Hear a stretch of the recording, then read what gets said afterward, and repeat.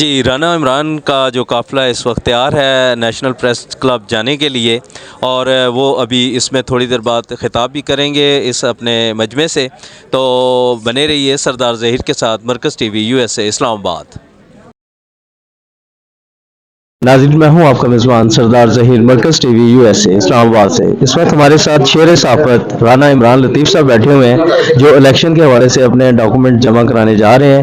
آئیے ان سے جانتے ہیں کہ یہ الیکشن کیوں لڑ رہے ہیں اور اس کا صحافیوں کو کیا فوائد حاصل ہوں گے۔ السلام علیکم سر۔ السلام، thank you very much. Election ہمیشہ ہی لڑتے ہیں ہماری یہ تیسری دفعہ ہم الیکشن لڑ رہے ہیں۔ الیکشن ہم لڑنے کا ایک ہی مقصد ہے کہ جو حقیقی صحافی ہے ایٹ لیسٹ اس کے رائٹ جو ہے وہ سلب ہو رہے ہیں۔ حقیقی صحافت نام کی پریس کلب کے اندر چیز ہی نہیں ہے۔ وہاں پر جو اجارہ دار بیٹھے ہوئے ہیں، وہاں پہ جو بلیک مہیلر گروپ بیٹھے ہوئے ہیں، وہاں پہ جو ABC ٹیمیں بیٹھی ہوئی ہیں، بیسیکلی تو ان کے خلاف ہم یہ جدوجہد پچھلے 3-4 سال سے ہم کر رہے ہیں۔ لیکن اس دفعہ بھی سعید چوئی صاحب کی قیادت میں، سیما بھٹی کی قیادت میں، سیف اللہ سیف کی قیادت میں، اصغر علی مبارک جتنے بھی ہمارے دوست ہیں، ہم پورا مقابلہ کریں گے، ڈٹ کے مقابلہ کریں گے۔ میں ایک چیز بڑی کلیئر کر دینا چاہتا ہوں، ہم کوئی ABC ٹیم نہیں ہے، ہم D گروپ ہیں، D ٹیم ہے۔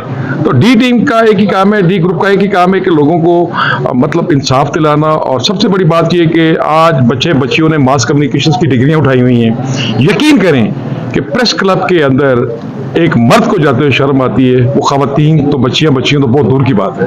وہ ماس کمیونیکیشن کی اٹھا کے ڈگریاں در بدر وہ اپنے کیڈر چینج کروا رہے ہیں، صرف اس لیے کہ قیادت کا فقدان، اور وہاں پر جو ایک مافیا بیٹھا ہوا ہے، کوئی کیک چور ہے، کوئی گلدستہ چور ہے، کوئی کیا ہے، ان سب کو ان کے جو حقوق سلب ہوئے ہیں، اس کے لیے ہم یہ جدوجہد کر رہے ہیں اور ہم یہ کرتے رہیں گے۔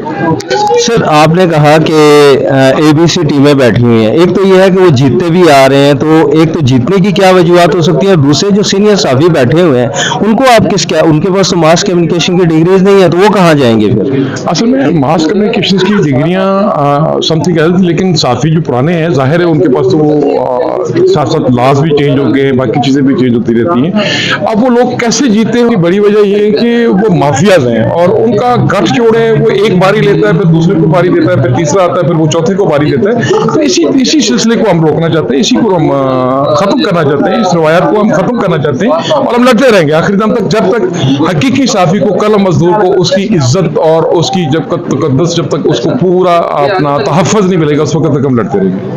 جی، ہمارے ساتھ رانا عمران لطیف صاحب تھے، ان کا یہ کہنا تھا کہ جب تک حقیقی صحافی کو ان کے حقوق نہیں ملیں گے یہ جدوجہد جاری رہیں گے اور یہ لڑتے رہیں گے، ان کے لیے کھڑے رہیں گے۔